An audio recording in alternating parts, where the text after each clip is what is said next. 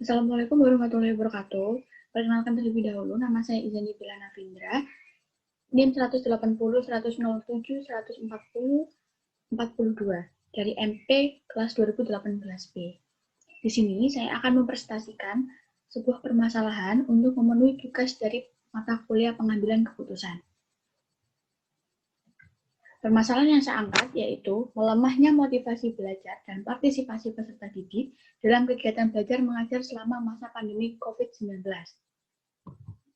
Seperti yang kita ketahui, COVID-19 menjadi pandemik yang global, yang penyebarannya begitu mengkhawatirkan. Akibatnya, pemerintah harus bekerja sama untuk menekan laju penyebaran virus tersebut dengan mengeluarkan kebijakan, yaitu seluruh warga melakukan social distancing atau menjaga jarak antara satu dengan yang lainnya.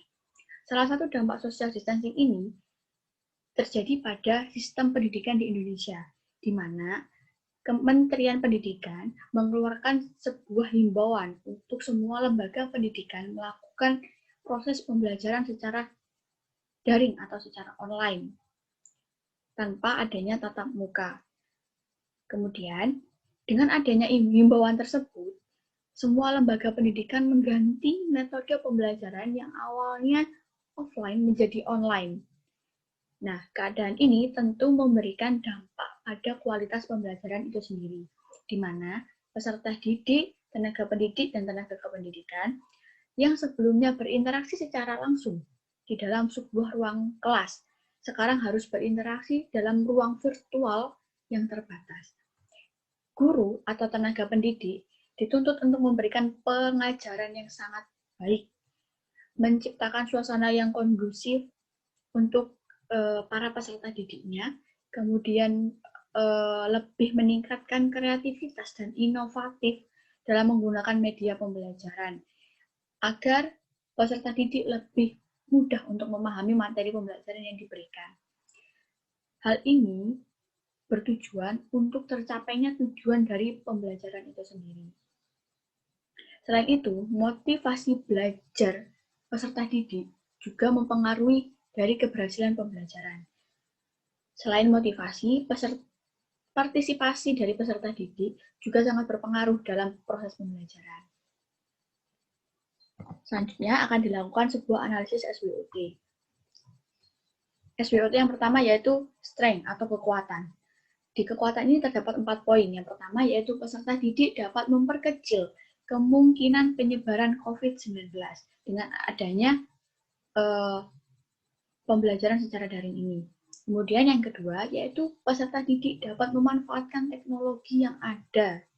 Peserta didik dapat melatih kemampuannya untuk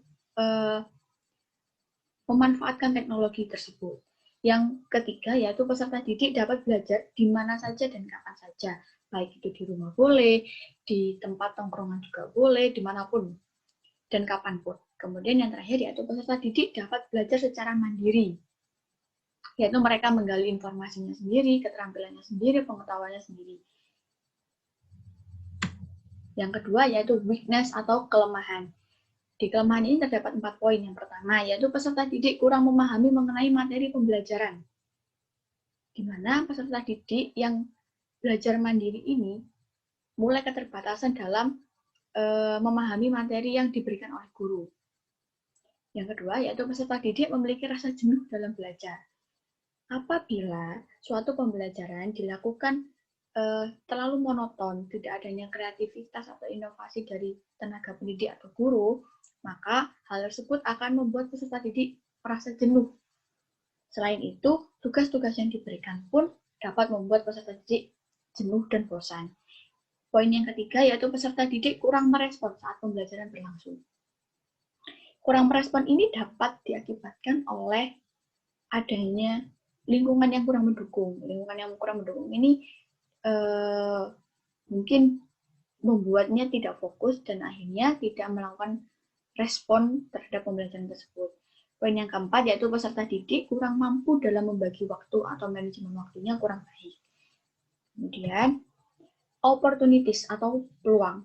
Di peluang ini terdapat 4 poin. Yang pertama yaitu subsidi kuota internet dari pemerintah. Pemerintah memberikan subsidi kuota internet kepada peserta didik mulai dari SD, SMP, SMA, hingga perguruan tinggi negeri.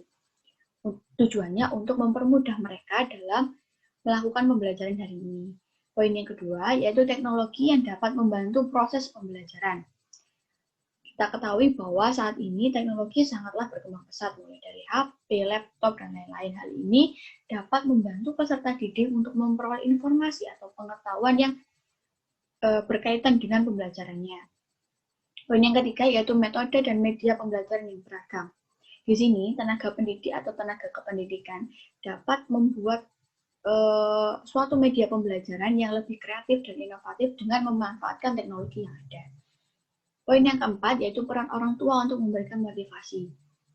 Dikarenakan pembelajaran daring ini dilakukan di rumah, maka peran orang tua ini sangat penting untuk peserta didik dalam memotivasi mereka untuk mengerjakan tugas, mengikuti pembelajaran yang ada, dan lain-lain. Kemudian yang terakhir yaitu threats atau ancaman. Di ancaman ini terdapat 4 poin. Yang pertama yaitu ketersediaan jaringan internet yang tidak selalu mendukung. Kita ketahui bahwa tidak semua daerah atau tidak semua wilayah itu memiliki sinyal yang cukup baik, sinyal yang mendukung untuk mereka mengakses sebuah internet. Yang kedua yaitu lingkungan kurang mendukung untuk fokus dalam pembelajaran. Nah, contohnya saat peserta didik melakukan sebuah pembelajaran atau saat mereka mengerjakan suatu tugas, orang tuanya meminta tolong kepada mereka untuk membelikan gula misalnya di warung dan lain-lain.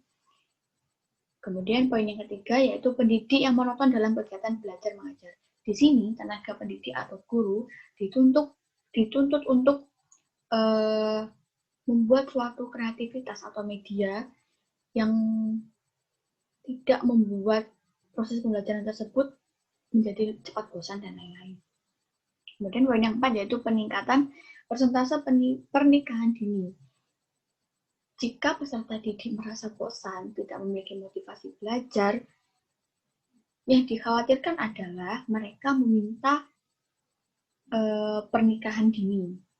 Hal ini dapat meningkatkan persentase pernikahan dini dan sangat mengkhawatirkan untuk masa depan mereka sendiri. Dari analisis SWOT tersebut dapat diambil sebuah kesimpulan. Yang pertama, yaitu melakukan evaluasi terlebih dahulu mengenai kebijakan yang telah diberlakukan. Kemudian yang kedua, membuat kebijakan baru terkait dengan proses pembelajaran. Kita ketahui bahwa setiap sekolah tidak memiliki fasilitas yang sama, atau peserta didik juga tidak memiliki fasilitas pembelajaran daring yang sama antara satu dengan yang lainnya. Hal ini harus diperhatikan kembali agar keberhasilan dari pembelajaran itu sendiri dapat dirasakan oleh semua pihak. Kemudian yang kedua yaitu dilakukannya pelatihan terhadap tenaga pendidik atau tenaga kependidikan yang memicu mereka untuk meningkatkan informasi mengenai media pembelajaran yang kreatif, inovatif.